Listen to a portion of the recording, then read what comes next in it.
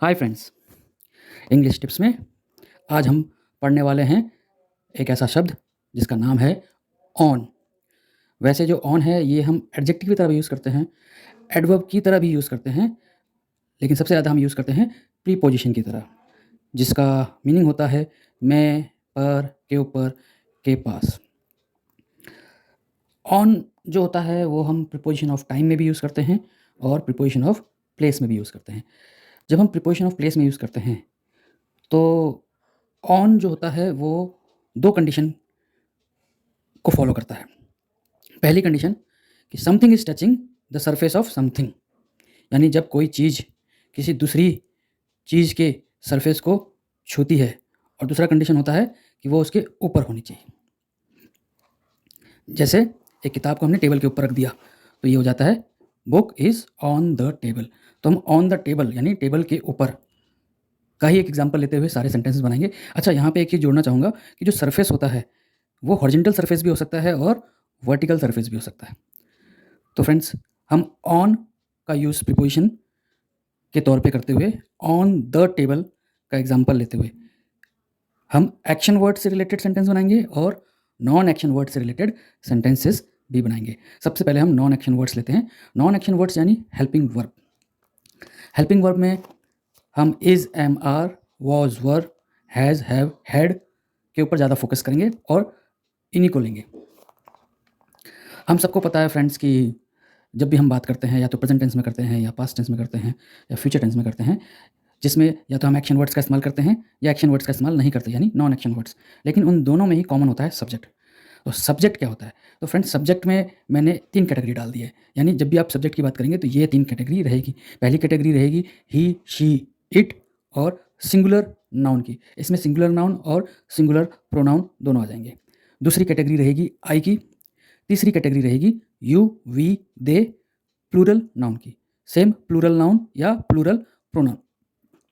तो फ्रेंड्स, जब भी सब्जेक्ट की बात आएगी ये 3 कैटेगरी को याद कर लेना और इन्हीं 3 कैटेगरी से रिलेटेड आगे सेंटेंसेस में फेर बदलाव होते रहते हैं।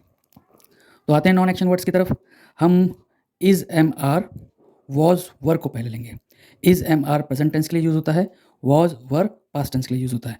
और फ्रेंड्स, अब जैसे एक्शन वर्ड्स की बात नहीं कर रहे, यानी नॉन एक्शन वर्ड्स की बात कर रहे हैं, तो इज़, एम, आर, वॉज, वर से जो सेंटेंसेस बनते हैं उसमें या तो हम सब्जेक्ट के रंग के बारे में बात कर रहे हैं या रूप के बारे में बात करते हैं या उसकी स्थिति या उसका आकार या उसकी परिस्थिति, इन सब चीज़ों के बारे में हम नॉन एक्शन वर्ड्स में is, am, are, was, were का यूज़ करके सेंटेंसेस बनाते हैं। फॉर्मूला बड़ा सिंपल है, सब्जेक्ट प्लस हेल्पिंग वर्ब। अब प्रेजेंट टेंस है तो सब्जेक्ट हेल्पिंग वर्ब हो जाएगा इज़, एम, आर। अब हम लगा देंगे ऑन द टेबल, तो he is on the table, he was on the table. तो ये हो गया present tense, past tense, is, am, are, was, were का। अब हम लेंगे हैज़, हैव और हैड का।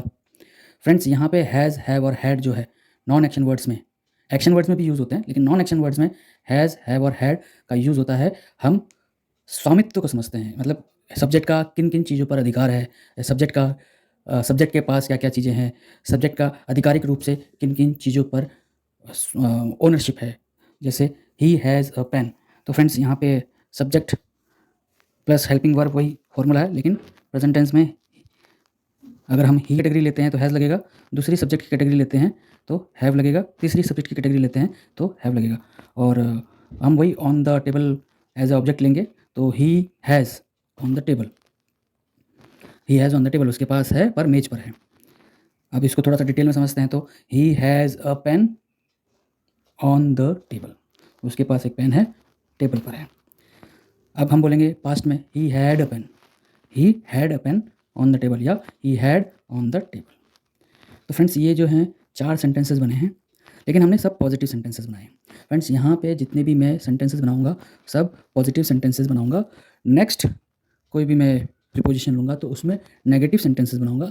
उसके बाद नेक्स्ट में मैं इंटेरोगेटिव सेंटेंसेस के ऊपर प्रीपोजिशन का यूज़ समझाऊंगा। तो फ्रेंड्स, ये तो है नॉन एक्शन वर्ड्स के सेंटेंसेस। नॉन एक्शन वर्ड्स का हम ऑन का यूज़ करते हुए, ऑन प्रीपोजिशन का यूज़ करते हुए सेंटेंस बनाना रहे। अब हम आते हैं एक्शन वर्ड्स।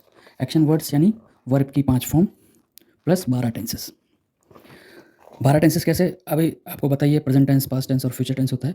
इन सबको बांटेंगे हम simple present tense, simple past tense, simple future tense, perfect present tense, perfect past tense, perfect future tense, continuous present tense, continuous past tense, continuous future tense, perfect continuous present tense, perfect continuous past tense, perfect continuous future tense. तो friends formula याद रखिए, फॉर्मूले के आगे सिर्फ फॉर्मूले में भी ज़्यादा याद नहीं रखना, सब्जेक्ट प्लस जो फॉर्मूला आएगा वर्ब, उसके बाद ऑब्जेक्ट में हम ऑन द टेबल लगाएंगे, है ना। जैसे अब हम आते हैं सिंपल प्रेजेंट टेंस में। सिंपल प्रेजेंट टेंस में फॉर्मूला है सब्जेक्ट प्लस वर्ब की फर्स्ट फॉर्म। अभी यहाँ पे समझने वाली बात क्या है कि अगर आपका सब्जेक्ट पहली कैटेगरी वाला है, ही, शी, इट और सिंगुलर नाउन है, तो वर्ब के साथ एस या ई एस लग जाता है। जैसे ईट का ईट्स हो जाएगा, रन का रन्स हो जाएगा, स्लीप का स्लीप्स हो जाएगा।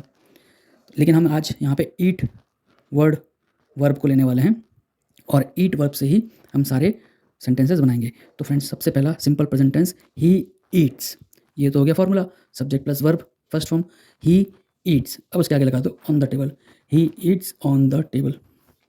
अब आते हैं simple past tense, subject plus verb की सेकंड फॉर्म, यानी सब्जेक्ट है हमने ही लेंगे, हाँ सब्जेक्ट है ही, वर्ब की सेकंड फॉर्म ईट का हो गया एट, तो he ate on the table, on the table.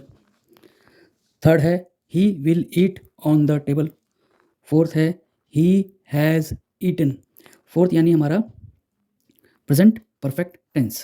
Present perfect tense में हम सब्जेक्ट ले रहे हैं, साथ में सब्जेक्ट के साथ हैज़ या हैव लेंगे। अब सब्जेक्ट कौन सा है उसके ऊपर हैज़ या हैव डिसाइड होता है, प्लस वर्ब की थर्ड फॉर्म। तो हम ही ले रहे हैं तो ही के साथ लगेगा हैज़, और हैज़ के बाद लगेगा वर्ब की third form eaten, he has eaten on the table. फिर फिफ्थ है he had eaten on the table. Sixth है he will have eaten on the table. अब हम आ जाते हैं प्रेजेंट कंटिन्यूस, पास्ट कंटिन्यूस और फ्यूचर कंटिन्यूस के सेंटेंसेस पे। ही इज़ ईटिंग सब्जेक्ट है, फिर सब्जेक्ट के साथ इज़ एम आर का यूज़ है, तो अगर हमने सब्जेक्ट ही लिया है तो ही के साथ लगेगा इज़, और फिर लगेगा वर्ब की आई एन जी फॉर्म, यानी he is eating on the table. आठवां he was eating on the table. नवा he will be eating on the table. अब बचते हैं 10, 11, 12, यानी present perfect continuous tense, past perfect continuous tense and future perfect continuous tense.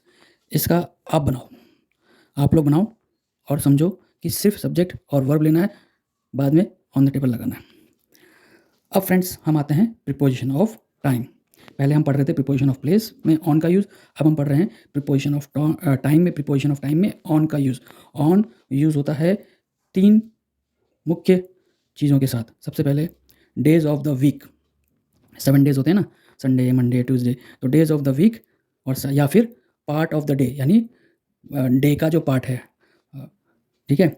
इसके अलावा दूसरा days of the month, या फिर विथ मंथ एंड डे, ये तो क्लियर हो गया।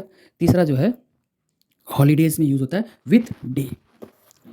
तो फ्रेंड्स अभी हम preposition of place and preposition of time दोनों का यूज़ करके हम एक सेंटेंस आपके सामने रखते हैं। जैसे फॉर एग्जांपल हमने ले लिया सिंपल पास्ट टेंस का सेंटेंस उठा लेते हैं। सिंपल पास्ट टेंस में सब्जेक्ट है प्लस वर्ब की सेकंड फॉर्म है, तो हमने लिया ही एट। अब हम लगाएंगे preposition of place, he ate on the table, हमने पढ़ा था। फिर इसके बाद लगाएंगे प्रीपोजिशन ऑफ टाइम ऑन का, he ate on the table on 1 January.